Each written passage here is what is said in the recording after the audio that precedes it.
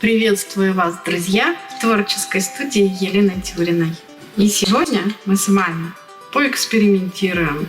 На бумаге пастель мат мы нарисуем новогоднюю открытку. Если вы помните, в прошлые года мы с вами уже изготавливали новогодние и рождественские открытки. Вот эта открытка выполнена акварелью.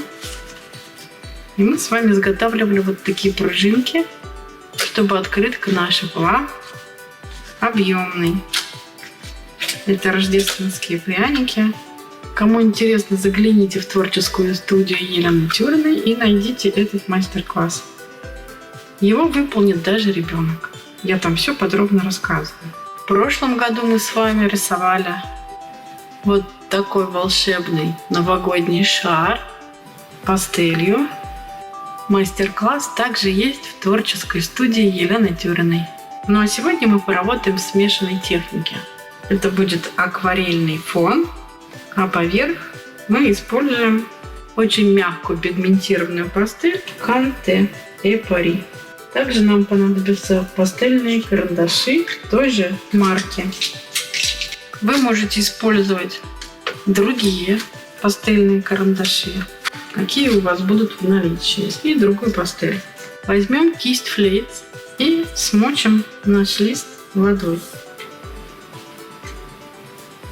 Теперь возьмем кисть белку. В фоне у нас будем использовать темные оттенки акварели. Попробуйте намешать их густо. Не знаю, насколько у меня густо намешается, потому что краска немного засохла на палитре.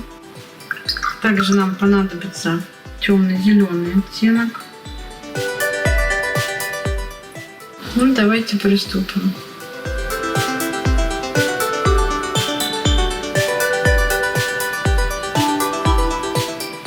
Очень красиво краска растекается по этой бумаге.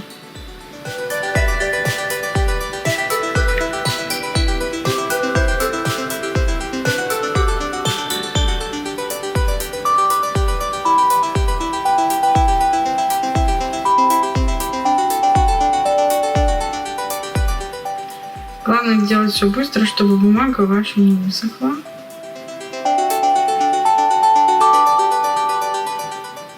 Ну и постепенно цвет, конечно, высветляется.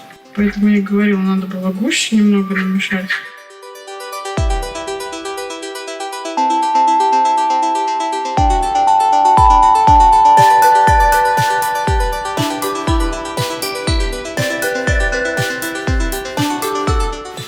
Если лист начинает подсыхать, мы можем немного сбрызнуть.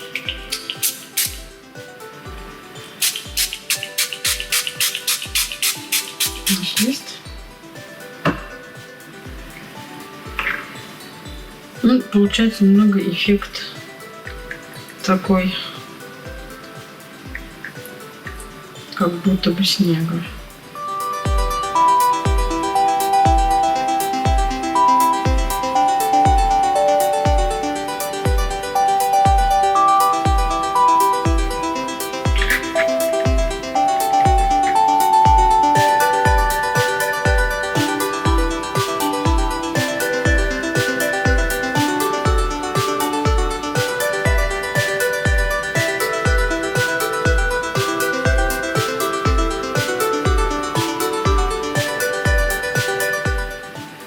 Эту технику показывала Татьяна Каштальян,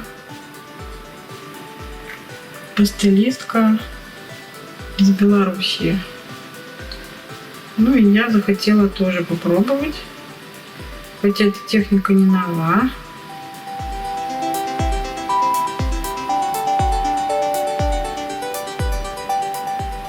Но очень интересно. Здесь у нас будет шар, правда он будет выполнен пастелью, поэтому не важно, что у вас тут затекает, что-то. Пастель все равно все перекроет. Тем более на этой бумаге. Сейчас я хочу теплый оттенок ввести. Теплого зеленого цвета. Потому что здесь вот масса у меня будет иголок. елки. Такой оливковый зеленый оттенок. И здесь наверху он присутствует у нас.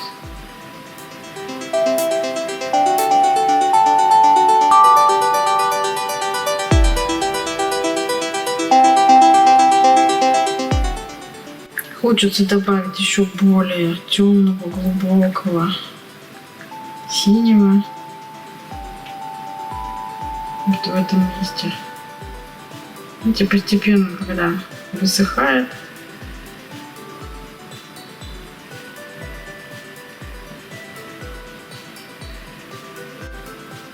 оттенки будут.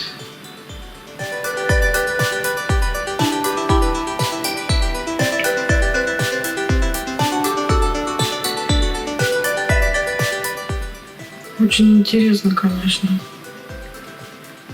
когда работаешь в разных техниках, потом их пытаешься соединить во что-то единое.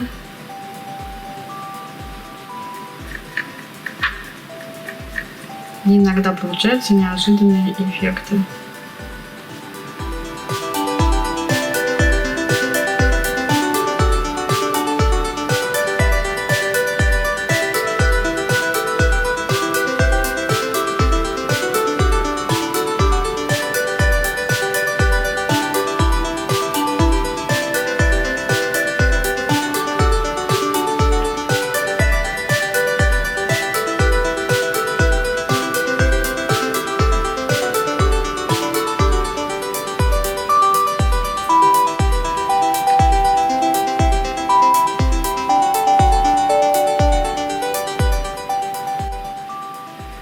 Обязательно попробуйте эту технику. Ну, конечно, для этого нужно купить вот эту дорогую бумагу. Она у меня была, но только белого цвета. Видите, постепенно можно что-то вводить в фон. Еще кое-где не хватает такого тепло-зеленого. Внизу здесь тоже немного.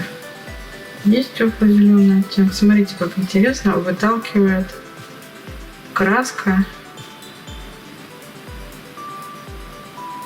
предыдущий оттенок с этой бумаги. Это очень интересно, можно использовать. Вот этот эффект.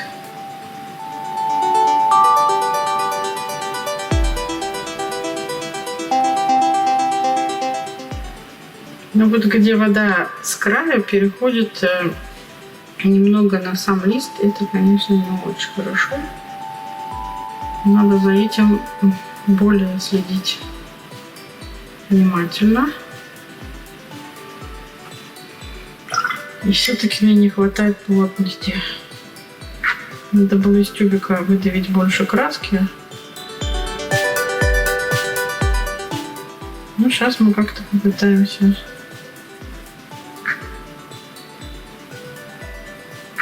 компенсировать, пока не высох лист.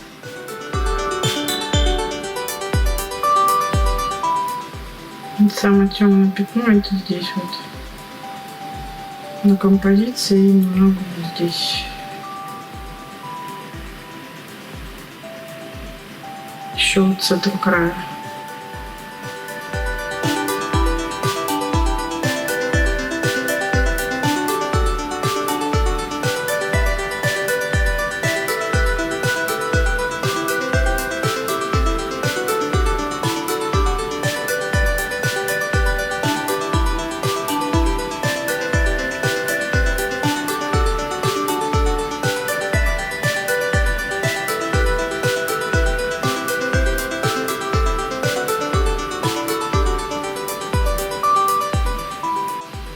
Наверное, надо бы лист этот край эти мокрые сушить, чтобы вот эта краска, видите, что бывает, если вы окунетесь вот сюда вот вторично, получается, что краска выталкивает. Я вам специально продемонстрировала это.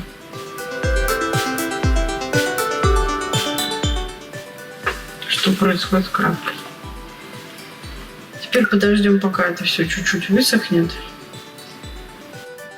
После того, как наш фон высох, из-за того, что краска с водой попадала на поверхность стола,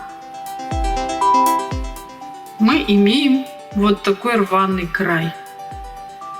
Получается, что краска со стола затекает обратно на лист и вот таким образом растекается. Но в открытке такой угол возможен. Но в больших работах в такой технике старайтесь вашу краску располагать где-то в центре, но никак не в край. Иначе получите вот такой рваный край.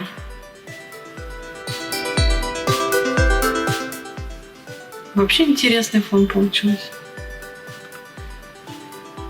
И еще, когда у вас здесь уже набран тон, и вы хотите еще набрать тон, то эта краска выталкивает все по краям. И поэтому получается уже вот как тут вот краска вытесняет и плывет туда. Ну, это был первый мой опыт работы в такой технике, поэтому я считаю, что вполне себе ничего получилось.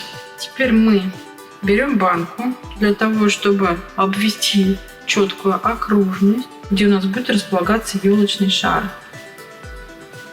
Главное, чтобы этот шар был не по центру. Видите, здесь больше я оставила места, здесь меньше. И сейчас обведем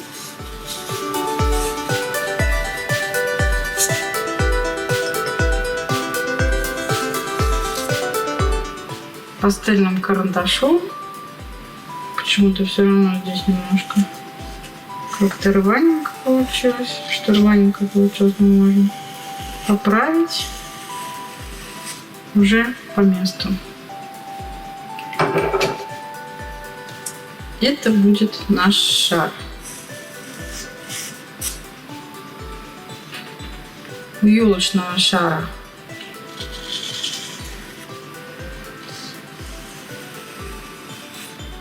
у нас имеется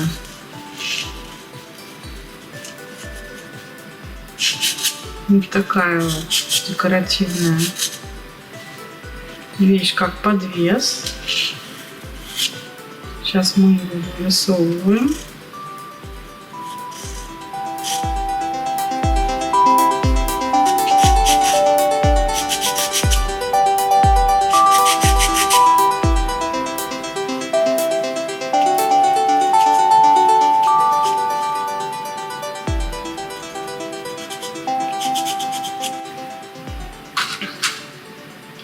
Далее мы берем цвет самой ветки елочный. У нас посажены на даче красивые елочки.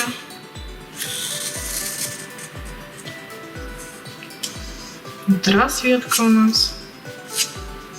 Вторая ветка у нас чуть-чуть находит на шар.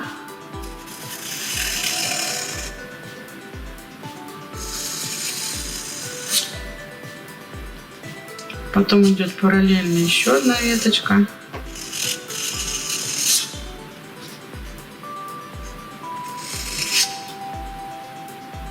И вот в этом месте сходятся две ветки.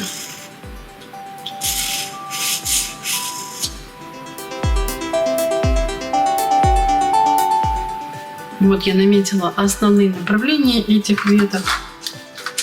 Конечно, там не один такой цвет идет. Там имеются почки у этих веточек.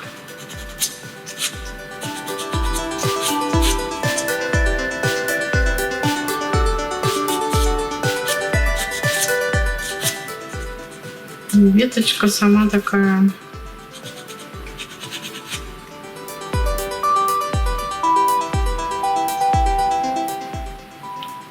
интересная довольно-таки.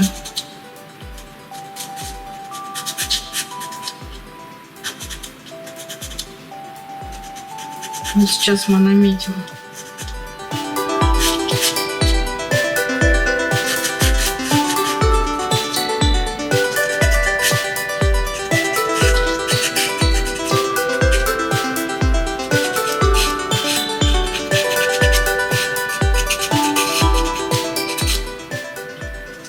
Когда я прохожу мимо этих елок, они так все время цепляются и за одежду, хотят схватить тебя, чтобы ты не проходил мимо и посмотрел на эту красоту. И как вкусно пахнет елочка. Это как фитотерапия. Здесь даже присутствует розовый цвет, скорее всего, с коричневым рядом. Сейчас мы посмотрим.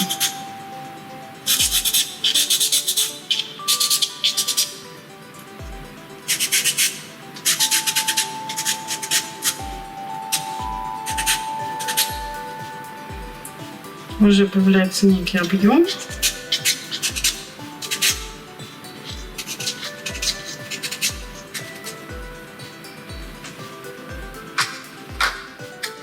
Берем наш розовый и добавляем здесь вот розовый почек, с которых будут потом интересные шишечки рождаться.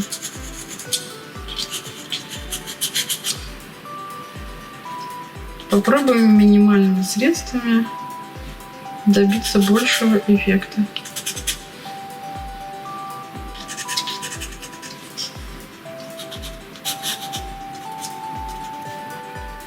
Знаете, вот эта техника мне напоминает, когда мы работаем акварелью и гуашью. Гуаши тоже такое может быть. То, что она выступает из акварельного фона, и появляется некое пространство в работе. Это очень красиво. Где-то даже у нас темно-красный может присутствовать. Когда зеленый цвет появится, вы посмотрите, как все заиграет.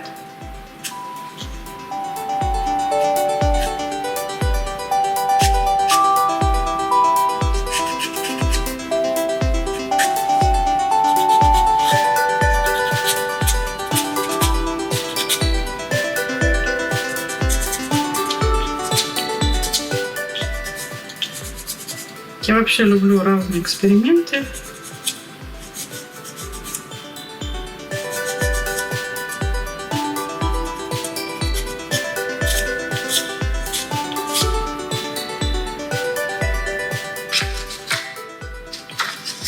Возьмем коричневый цвет и добавим чуть-чуть .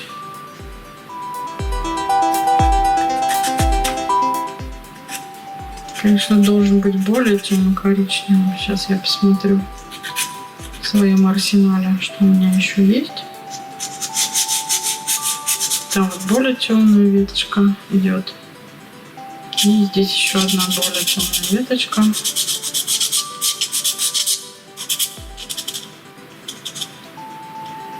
Присутствует.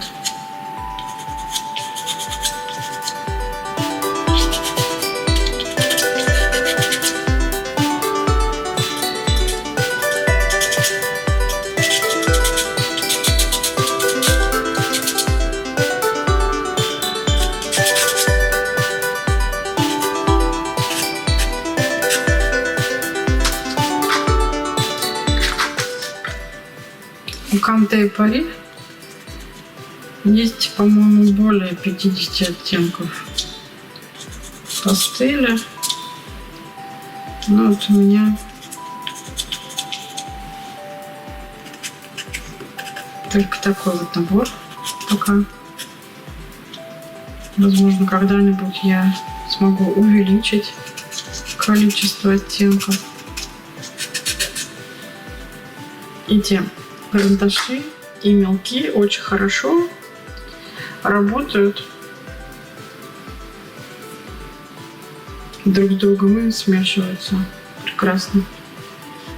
Так, возьмем темно-зеленый мелочек.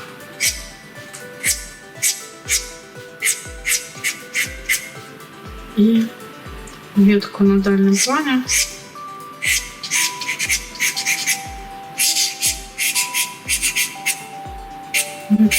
Намечаем так слегка.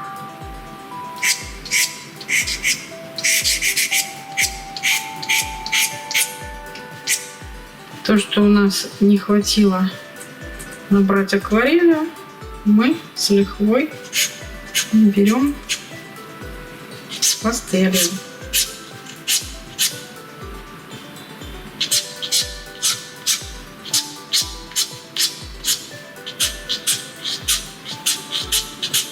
Это не сосновые, а еловые веточки. Они более четкие.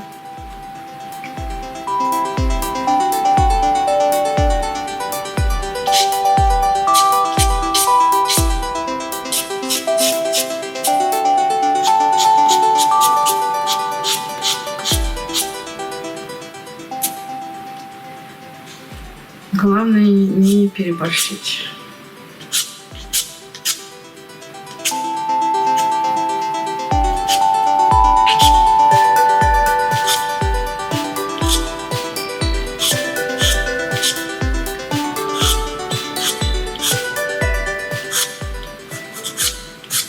Когда появится наш шар, там будет намного интересней. Добавится еще один цвет.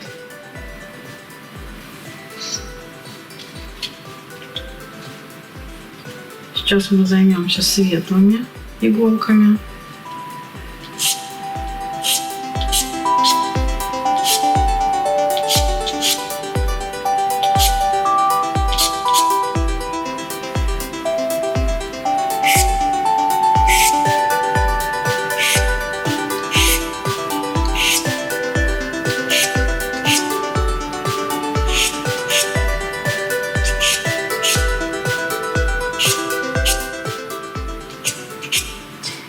Дело в том, что они идут прям вот из ветки. Расположены эти иголочки по спирали на ветке. Где-то очень густо.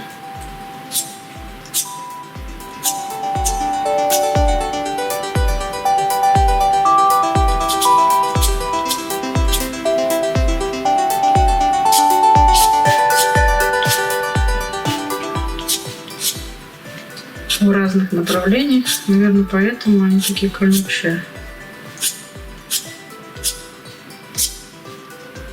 Ну, зато очень нравится птицам.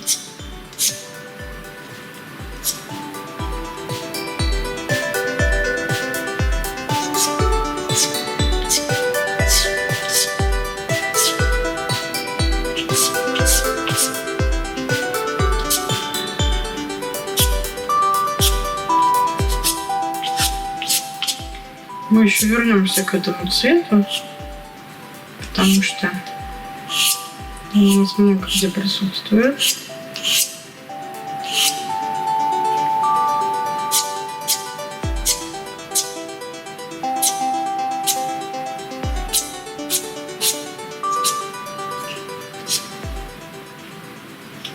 И вот эта веточка очень интересная.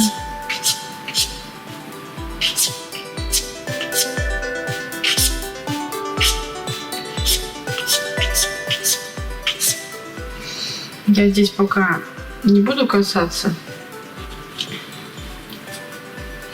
веток,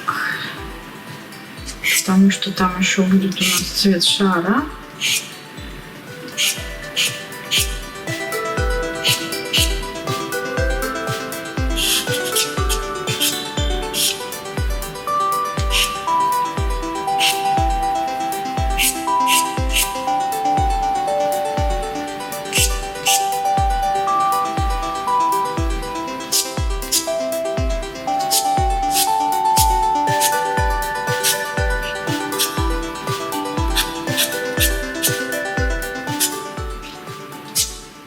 конечно, иногда не хватает нам какого-то оттенка, но мы пытаемся создать иллюзию этого не хватающего цвета,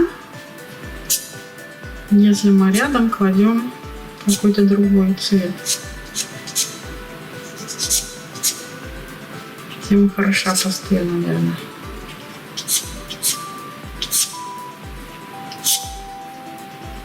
Ведь все пастель не купишь. Это же очень дорогое удовольствие, поэтому рисуйте тем, что у вас есть.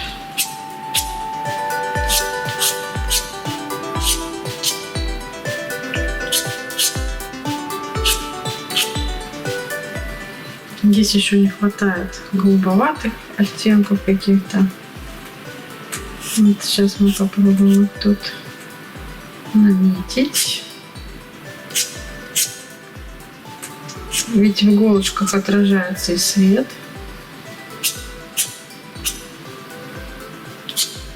и снег,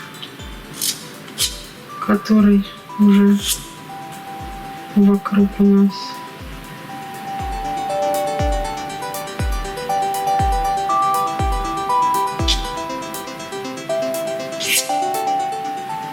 Не хочется что-то мне касаться фона самого.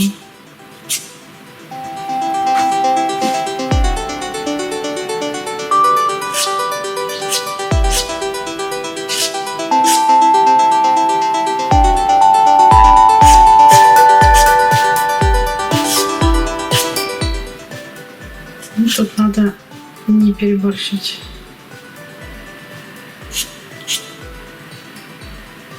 И здесь у нас вот немного веточки спускаются.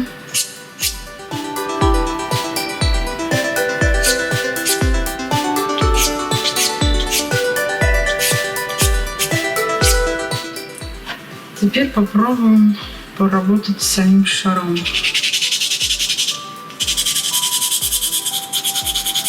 Шар у нас бирюзового оттенка.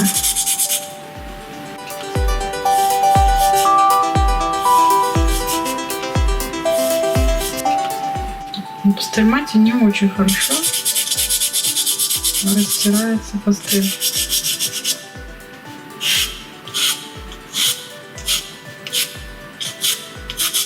Конечно, такого оттенка у меня нету, как сам шар.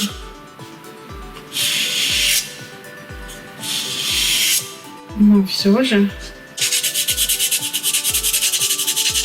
я попытаюсь приблизительно хотя бы наметить оттенок, как он есть.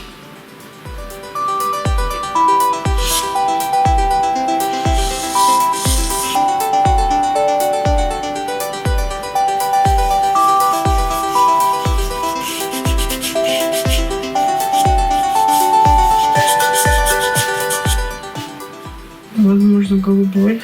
Здесь голубой здесь очень такой темный у меня.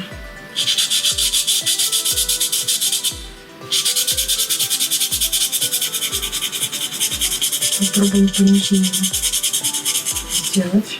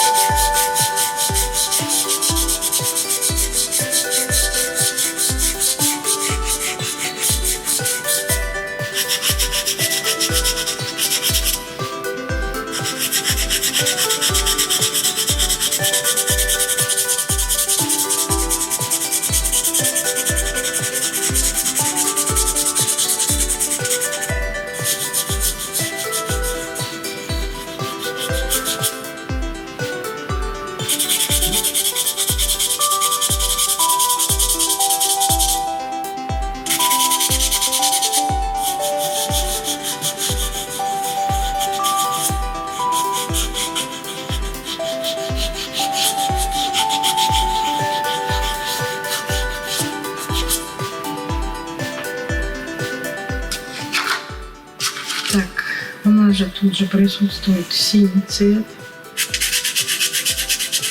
Его очень много тут.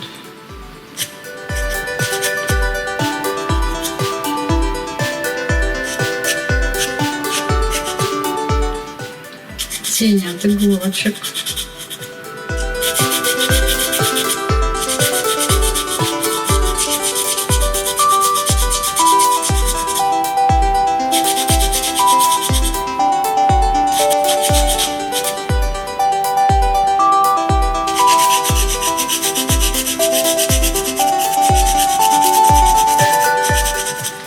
И этот синий постепенно уходит в фиолетовый. Мы сейчас попытаемся сделать.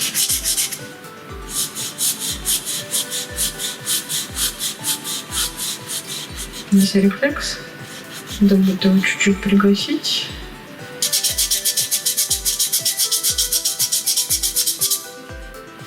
Здесь это синий.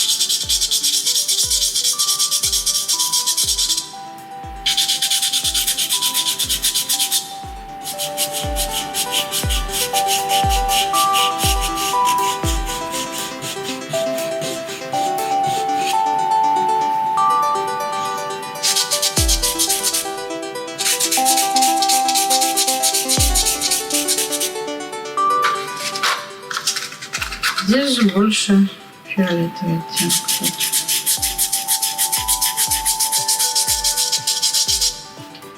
Фиолетовый оттенок может быть здесь, но в меньшей степени.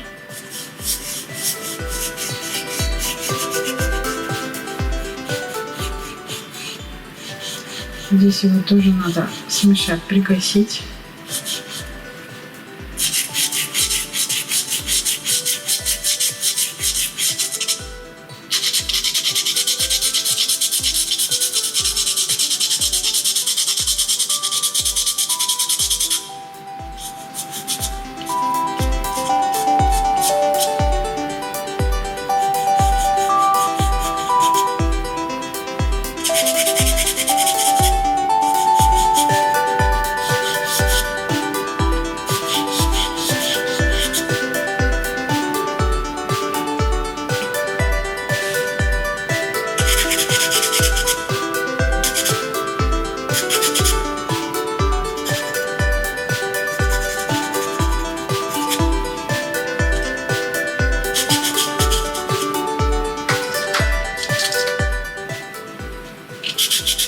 Серый цвет.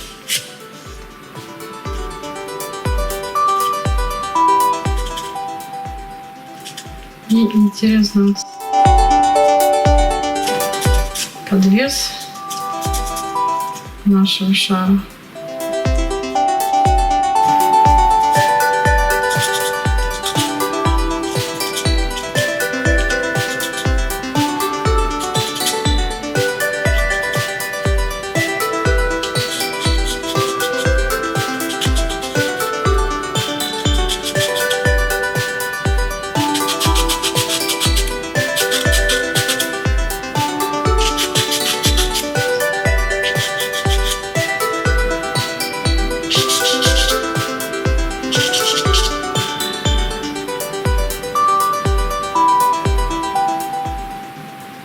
Здесь отражается снег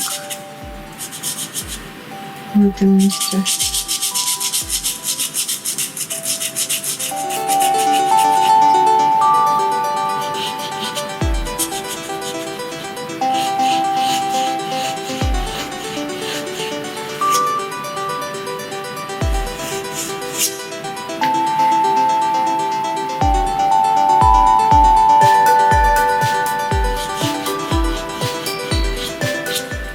Шар очень интересно рисовать.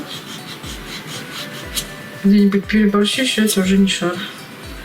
Пожалуй, мы возьмем и темный. Идем здесь вот не совсем черный.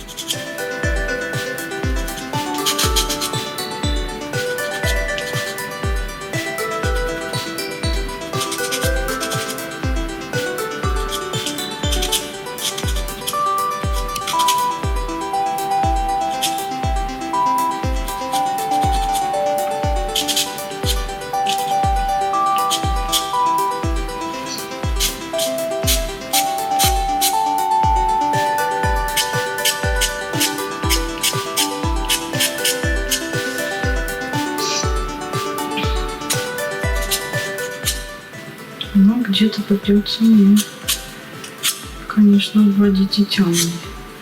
Давайте попробуем темно-зеленый взять.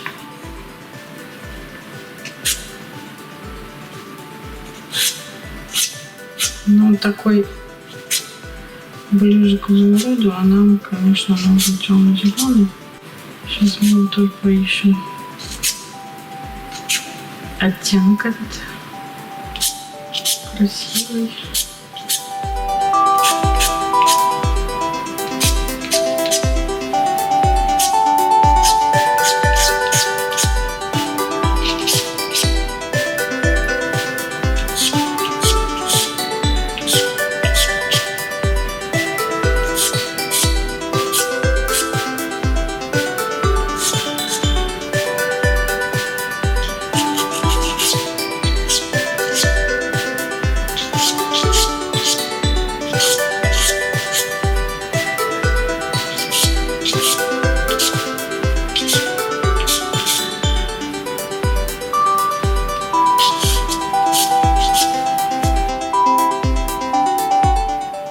Мне кажется, уже интересно, как она работает.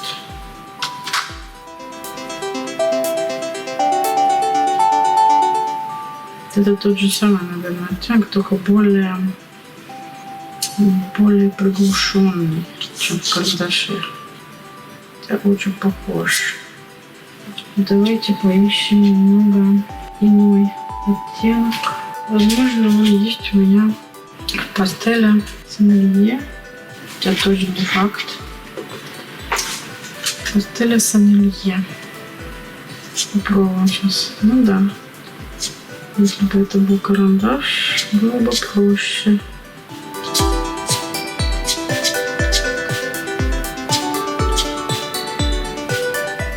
Вот такие вот мазочки маленькие вам добавят некой глубины в работе.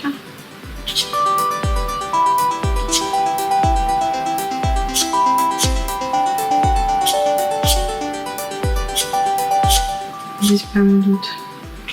Давайте здесь прям черным нарисуем.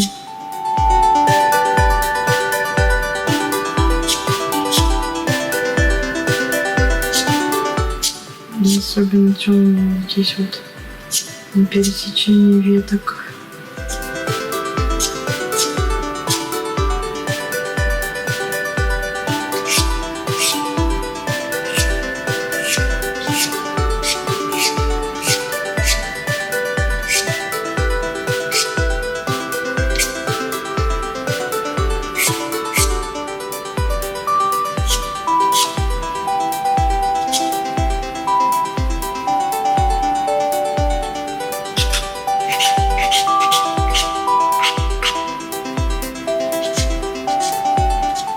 Край, конечно, мне не хотелось бы совсем уж там уводить.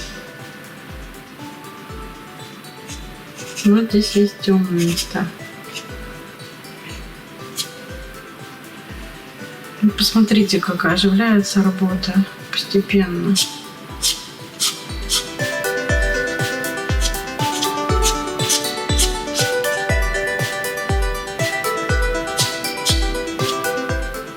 Не правда ли интересно становится? Пастель, вот она тем хороша, что минимальными средствами вы можете добиться большего эффекта.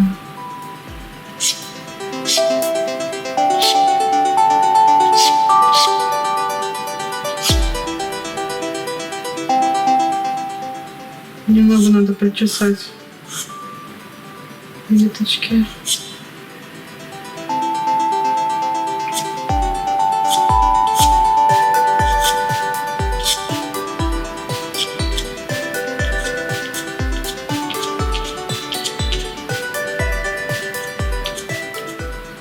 На самих веточках тоже что-то темненькое должно присутствовать.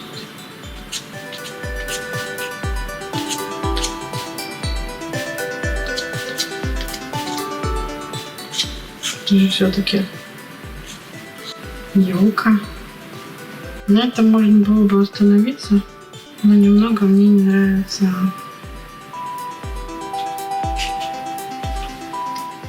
вот это вот наша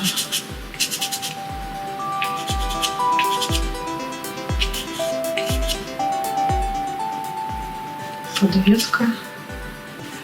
И, возможно, где-то можно добавить слегка вот таких вот бирюзовых вкраплений.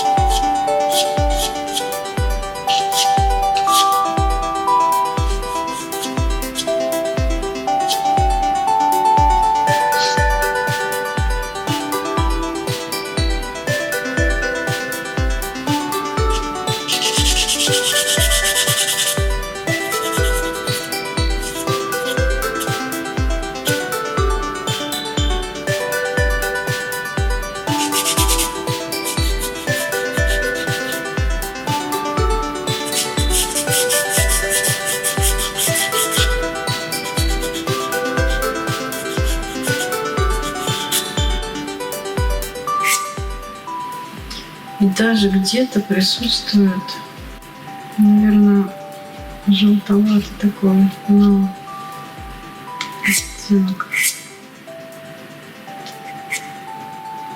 Видите, эти мелкие кривые делали, потому что вручную.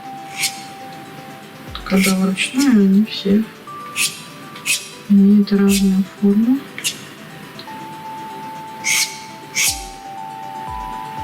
Посмотрите, вот желтый вводим, и работа еще больше обогащается. Это не совсем желтый, конечно.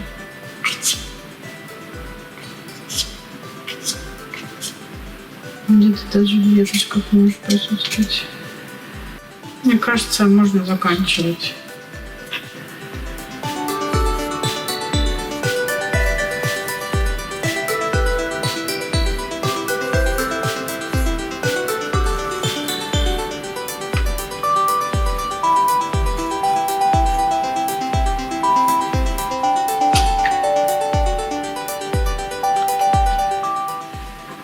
Мне все-таки шар не очень нравится, как получился, потому что много.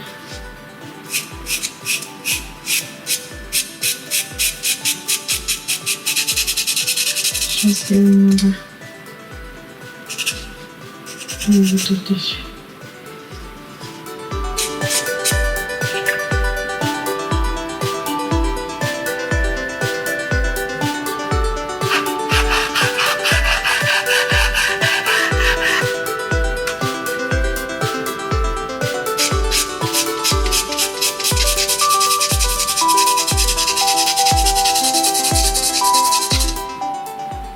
Ну, пожалуй, вот новогодняя открытка. С наступающим Новым годом вас! Я надеюсь, мой мастер-класс вам понравился. Не забудьте поставить лайк. Так мое видео увидит больше творческих людей. Ну а если вы напишите комментарий, я обязательно на него отвечу. До встречи, друзья, в творческой студии Елены Тюриной.